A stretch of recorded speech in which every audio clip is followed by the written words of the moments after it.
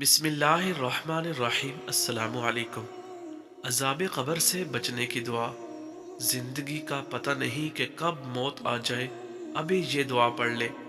حضرت سیدنا ابو سعید خدری رضی اللہ تعالی عنہ سے روایت ہے، انہوں نے کہا، میں نے یہ حدیث رسول اللہ صلی اللہ تعالی علیہ وآلہ وسلم سے نہیں بلکہ زید بن ثابت سے سنی۔ وہ کہتے تھے، رسول اللہ صلی اللہ تعالی علیہ وآلہ وسلم بنی نجار کے باغ میں ایک خچر پر جا رہے تھے۔ آپ صلی اللہ تعالی علیہ وآلہ وسلم کے ساتھ تھے۔ اتنے میں وہ خچر بھڑکا اور قریب ہوا کہ آپ صلی اللہ تعالی علیہ وآلہ وسلم کو گرا دے۔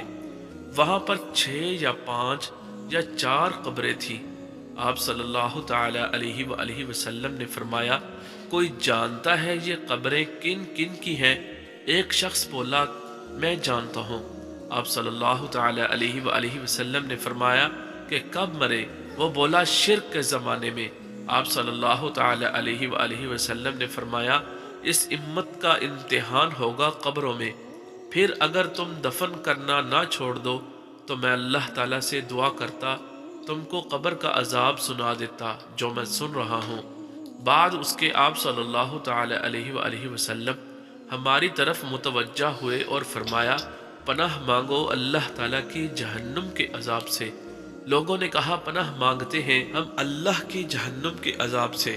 پھر آپ صلی اللہ تعالی علیہ وآلہ وسلم نے فرمایا، پناہ مانگو اللہ تعالیٰ کی قبر کے عذاب سے۔ لوگوں نے کہا، پناہ مانگتے ہیں ہم اللہ کی قبر کے عذاب سے۔ آپ صلی اللہ تعالی علیہ وآلہ وسلم نے فرمایا، پناہ مانگو اللہ کی چھپے اور کھلے فتنوں سے۔ لوگوں نے کہا، پناہ مانگتے ہیں ہم اللہ تعالیٰ کی چھپے اور کھلے فتنوں سے۔ آپ صلی اللہ تعالی علیہ وآلہ وسلم نے فرمایا، پناہ مانگو اللہ تعالیٰ کی دجال کے فتنے سے۔ تو لوگوں نے کہا، پناہ مانگتے ہیں ہم اللہ کی دجال کے فتنے سے۔ اس دعا کو میرے ساتھ پڑھیں۔ اللہم انی اعوذ بک من عذاب جہنم ومن عذاب القبر ومن فتنة المحیا والممات ومن شر فتنة المسیح الدجال۔